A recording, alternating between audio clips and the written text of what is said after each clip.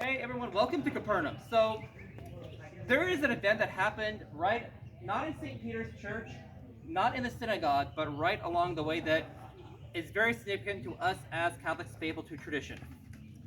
Here, I have with me some first-class relics of our Lord. Some of his shroud and some of the purple robe that he wore. And I also have here a first-class relic of St. Wenceslas. Not a relic of our Lord, but a relic of a saint nonetheless. So the question is, can we as Catholics and as Christians venerate relics without committing the sin of idolatry? And the answer is biblically yes, and part of how we know that is because of something that happened between here and probably over there. So in Mark 5:25 to 34, the story goes that when Jesus was at Peter's house, which is right here behind me, the ruler of the synagogue said, "Come here, please come to my house. My daughter is ill and dying." So over that way where the synagogue is, I'm assuming the ruler of the synagogue lived near the synagogue.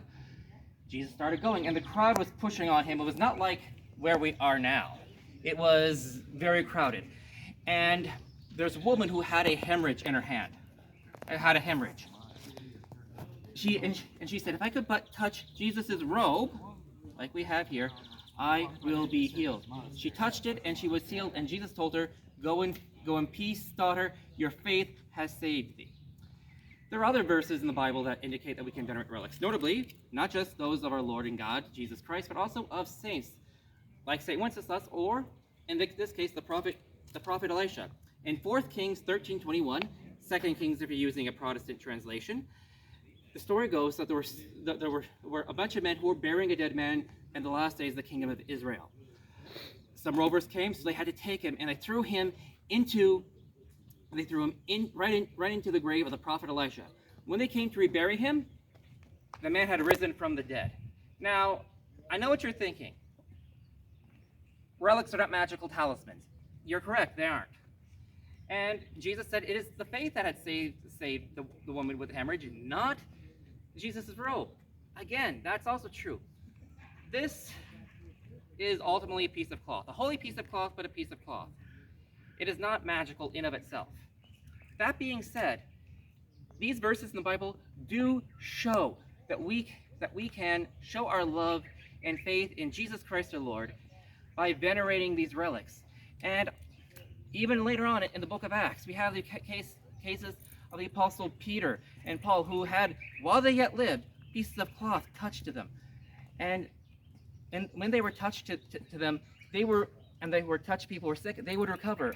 That's a third-class relic, much like this rosary, which is touched to various different Catholic saints. So this is something that we as Catholics can and should do and engage in.